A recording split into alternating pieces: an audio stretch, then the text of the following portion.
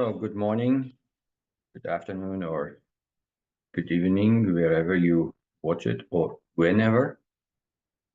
So it's Friday again, 6th of September 2024. We were talking yesterday about creative thinking, Max Wertheimer, his influence about science, and maybe more. And I'm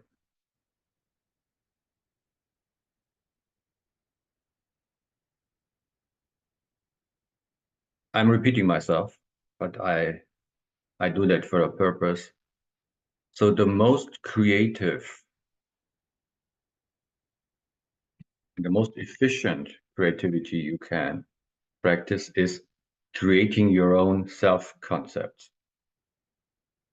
You can call it a vision of yourself. You can call it, your self-concept. And it's a very powerful thing. And you can do it now. You can do it today. So whenever you face an issue, for example, you can ask yourself, who do I need to be? What do I need to be to master that issue? Maybe you need some time and something comes to you. So for example, if it comes up, oh, I need to be confident, then in the next step, you just can create your self-concept. I am confident. I am a confident being. I am a being full of confidence, however you phrase it. And then maybe you want to write it down in a resolution. You can create a document with named resolution or sankalpa or commitment. I am a confident being. Maybe it's better than being is better than saying a person, because a person is a kind of a we don't know. It's a difference because personality can change, and being, just the wording being, is very different. It addresses another dimension. I really think it addresses the super consciousness, and that's why it's so powerful.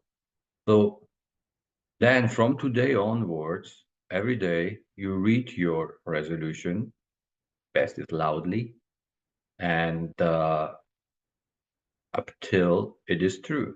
Or as you know, as Arnold Schwarzenegger did it, he called it a vision of himself, and he lived into it every day. So live into it every day. Be a confident person every day. So what does a confident, now I use the word person, so be a confident being, sorry, be a confident being. So what does a confident being do? A confident being, at least as if it's in a human form, thinks confident thoughts. That's a very logical consequence. So when you decide today to be a confident being, and tomorrow on Saturday there comes a thought, a non-confident thought, so you say, and believe me, at the end it is as easy as that. You say, stop, non-confident thought. You are at the wrong address. I'm a confident being. A confident being maybe has confident thoughts, but does not believe them. So best is, I saw you pass by. Let the train as a train station, or at the bus station, just say, no, I'm not taking this bus. I'm not taking this train. So say, I saw you, dear thought of non-confidence. Go where you came from. Really, you can tell the thoughts, go where you came from, and it will. Maybe it will come again to visit you and to say, are you sure? Yes, because I'm a confident being. Because I have decided to be a confident being. It's really working. It works. It works. And of course, maybe you need to do some basic work beforehand, if that not works, to really A, become aware that your thoughts are not the reality. I must admit, when 20 years ago or so, maybe 15 years ago, I came to that conclusion. Oh, it was a kind of change. Oh, not everything that I think is true in reality. Ooh, ooh. It is, sorry, the truth. Our thoughts are not true. Our feelings, which are produced by our thoughts, that's the second important thing. Our feelings, they are even less true. So the first time I read that, it was in the Sedona book by Tway Waskin, the Sedona method. That's a book recommendation if you want. So in one of the first chapters, I read, so feelings, emotions are liars. Ooh, what's that? Wow, wow. My thoughts are liars. My feelings are liars. Ooh, okay. Now there is some issue then with what then is really true. Wow. Now the I think it was Socrates, the old Greek philosopher, coined this the highest level of wisdom, to know that I do not know anything.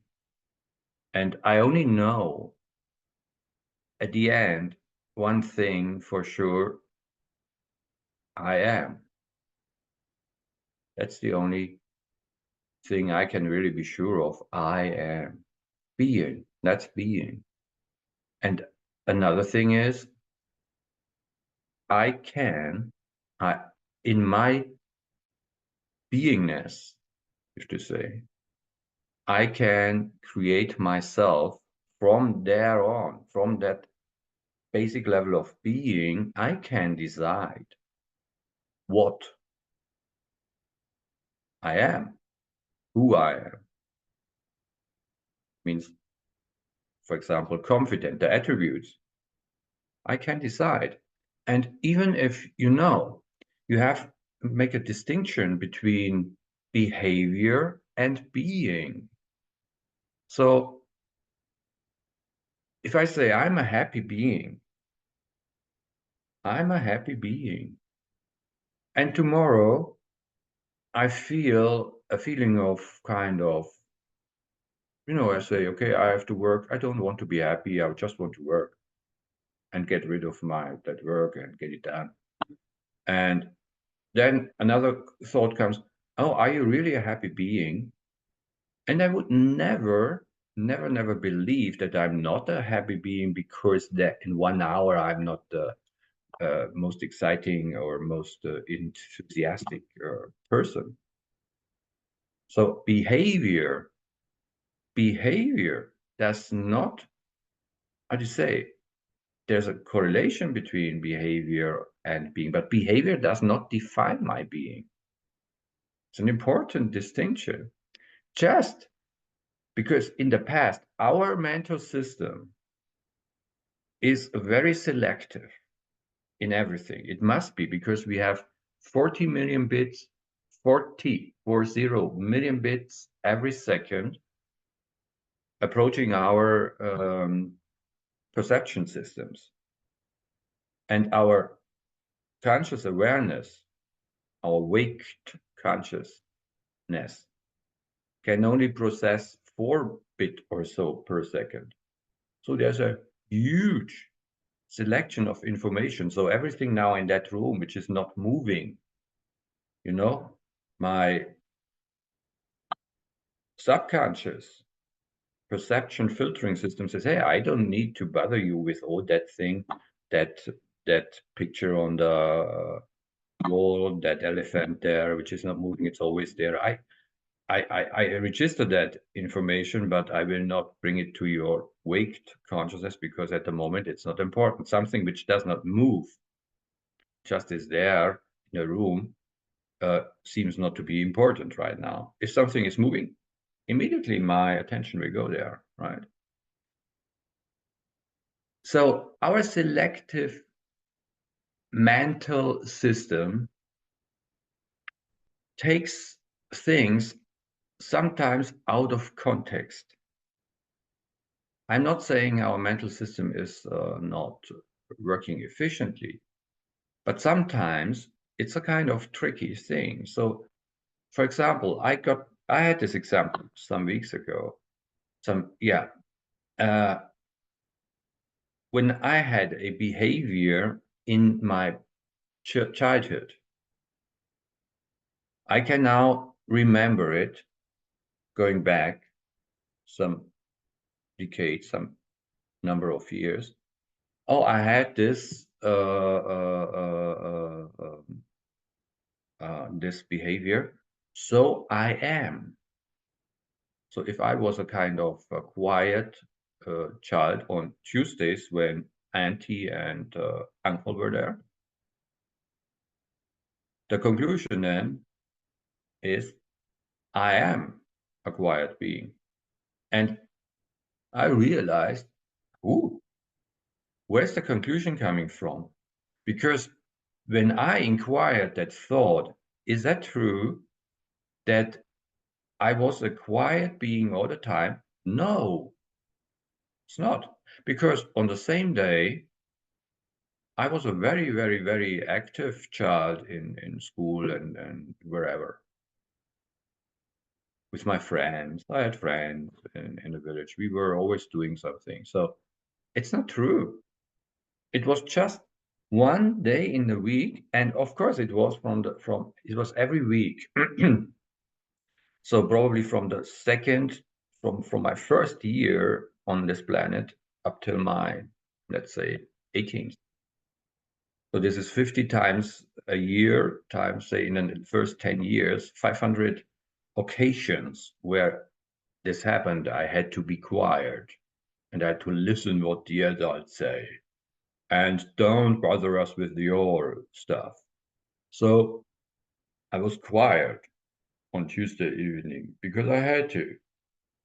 But am I a quiet person? Was I a quiet child because of that? My first uninquired thought was, yeah, that's that's the thing. Behavior in the past, which was repeated for some several number of times. That's why I am that kind of being. But no, that's not true. Not necessarily true. I can change my behavior. I can change my personality. I can I can say tomorrow, I can start speaking French tomorrow. Then I'm a Francophile being or so.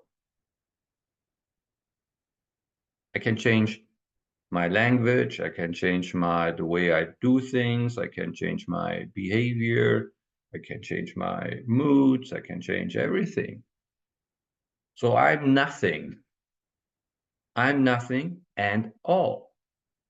I'm what I decide, right? So it's a very important distinction that I'm not my behavior in the past. And even in the future, if I if we stay with that example, I'm a confident being, and okay, maybe tomorrow there's a kind of doubt. That does not so. If we inquire that, so what is how many doubtful thoughts must be there for me to define me as a non-confident person?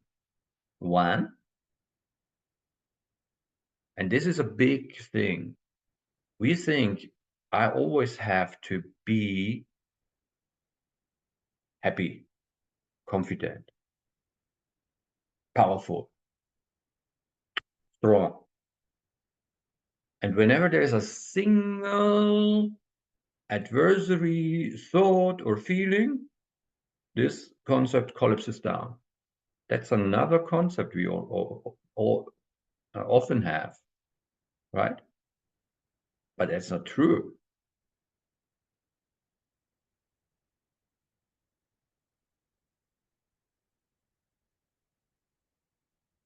So there is no definition. I can define myself if I can say, hey, I'm a happy being when am when I have the attitude of happiness, when I'm aware of myself as a naturally happy being. That's my definition of happy being or confident being. I'm a confident being whenever I don't allow doubts or fear to do what I have decided to do. So that's another definition. So there can be a feeling of doubt or fear, but it depends on what I do with that, how I process these thoughts and feelings. So you see, that's another approach. And now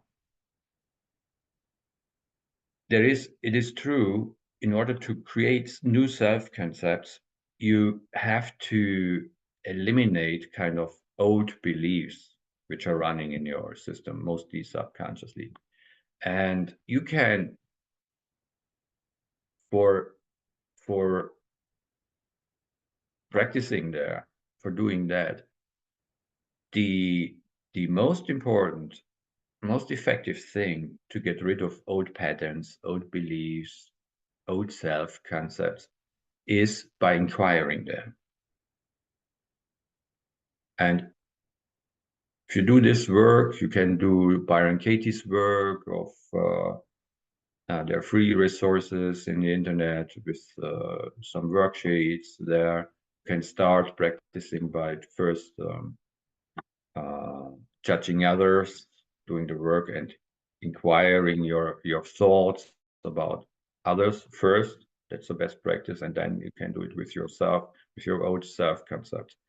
This is a path which takes some time, but is worthwhile doing it, because once we really am capable of inquiring our own thoughts, we can create our reality.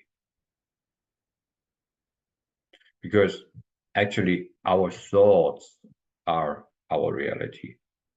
There is no such thing as an objective reality. It's always our evaluation of situation, of objects, of events, our what we are thinking about external objects, events, situation. And once we are capable of inquiring our meaning which we assign to other things, to external events, then we see how made up our concepts are about us, about the world, about others.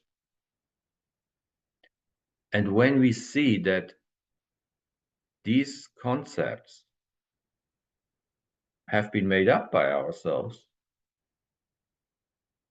then we can create new concepts which we with which we can thrive, which we can have a life of paradise. It's possible. It's possible. It all starts with inquiring thoughts. So make today your masterpiece so far. Inquire your thoughts. Is it really true? When you have issues in your life today, trace it back to the thoughts that create the feelings, the unwanted feelings. You can write it down, piece of papers. What am I thinking? What does it mean? What does it mean? What is going on there? What does it mean about me? You can write it down, and then you can market the thoughts which produce the most intense feelings. Once you have that, you can inquire that these thoughts. Is this really true? Is this really true? Inquire it. And then ask yourself, what does this thought has an effect upon me? What effect has this thought? Which feelings are created by these thoughts? And once you see that thoughts are creating unwanted feelings, once you really realize that, you will not continue uninquiredly thinking specific thoughts. You will just drop them. Once you drop them, you're rid of it. So try it out. You can even use your weekend for that. See you next week. Lots of love.